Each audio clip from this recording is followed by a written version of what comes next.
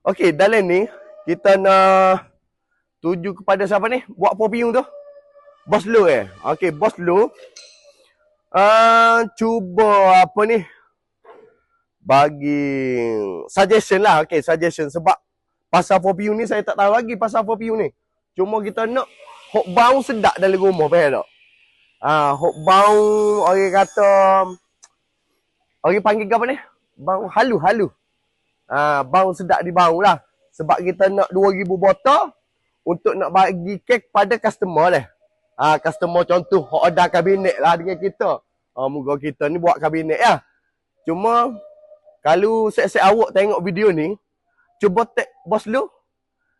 Supaya saya berjumpa dengan dia, saya nak 2000 botol lah. So hok tu kepakaran dia lah. So dia suggestion lah saya hok mana sesuai ke apa. Hok kecil tak apa dah, hok kecil. Hok kecil dalam botol tu supaya kita boleh letak atas peti, supaya kabinet ni bau sedap faham tak? Kalau contoh orang order wardrobe yang kita boleh bagi apa ni sagah hati kepada customer kita tu lah. Ibarat kita berterima kasih dah. Kita tak tahu nak bagi gapo lagi.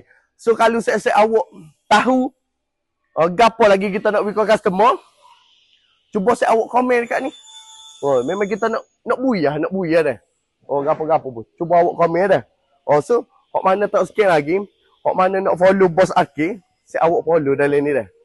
Follow. Wis sapa tu dah video tu dah. Jangan tak sapa. Just share. Wis sapa. Bos Lu tu. Bos Aki tunggu ni dah. 2000 botol kita nak dah. Lepas tu kita becel lah harga tu dah. Sama-sama kita dah. Kita nak bui ni. Disebabkan banyak apartment dan resident ADKL ni book dengan kita. Kita nak free lah perfume tu dah. Sebab kita nak free kabinet tak ada orang nak. Kita free perfume lah tak. Mungkin orang suka lah. Sebab orang nak bau sedap-sedap dari rumah tak. Hak jenis ambil package.